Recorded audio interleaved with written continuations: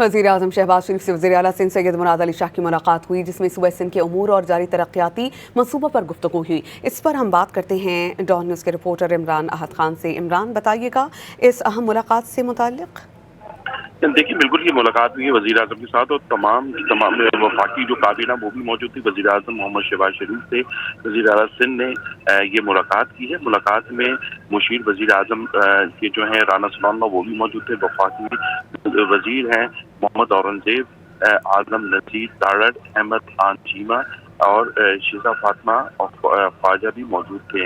इस मुलाकात में जो है सूबा सिंध में जो जारी तरक्याती काम और दीगर अमूर पे भी वज़ीर-ए-आज़म से वज़ीर-ए-आला की बात की। मुलाकात में बाहमी दिलचस्पी के अमूर और सियासी मामलात पे भी जो सिंध के हवाले से हैं उस पर इतनी बातचीत हुई। अपनी मुलाकात में सियासी रवादारी और मुशावरत का जो अमल है वो जारी रखने पे भी वज़ीर-ए-आज़म मियां मोहम्मद शहबाज शरीफ और सैयद मुराद अली शाह जो वज़ीर-ए-आला हैं उनमें बातचीत।